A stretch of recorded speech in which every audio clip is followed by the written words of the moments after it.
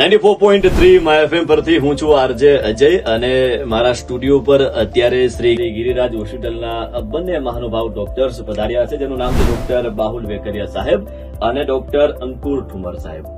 બહુ બધા શબ્દો આપણે સાંભળતા હોય, સામાન્ય લોકોને એ ટેકનિકલ ભાષા ન આવડતી હોય, જેમ કે બાયપાસ એટલે શું, એન્જિયોપ્લાસ્ટિક એટલે શું, ઘણી વખત આપણે કહેતા હોય કે ત્યાં કંઈક બેસાડ્યું છે મશીન, બલૂન, બહુ સરળ ભાષામાં આપણે કહીએ તો પ્લેન ત્યાં બેસાડ્યું છે.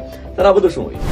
એન્જિયોપ્લાસ્ટી એક સિમ્પલ પ્રોસિજર છે, એમાં કઈ ગેન એટલે એનેસ્થેશિયા આપવાની જરૂર નથી. અચ્છા.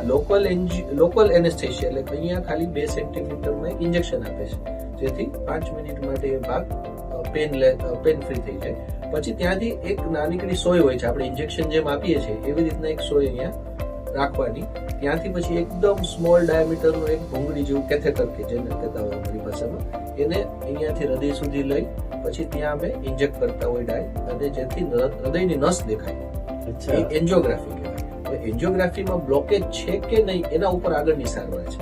સપોઝ બ્લોકેજ 70% થી ઉપર આવે તો જ એને કંઈ કરવાની જરૂર પડે. લેસ ધેન 70% વાળા બ્લોકેજ દવાથી પીગળી જાય. એટલે જો બ્લોકેજ 3 નસ હોય હૃદયની, એમાંથી 3 માં આવે તો પછી આપણે બાયપાસ માટે જતા હોય.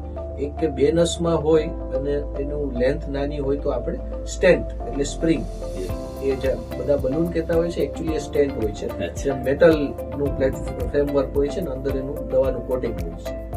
એ સ્ટેન્ટ ત્યાં સુધી લઈને ઇમ્પ્લાન્ટ કરતા હોય છે, જેથી નસ ખુલી જાય. પણ જો 3 નસમાં બ્લોક હોય તો બાયપાસ કરવાની સલાહ. તમે બંને આપનો કિંમતી સમય કાઢીને પધાર્યા સાહેબ, ખૂબ આભાર.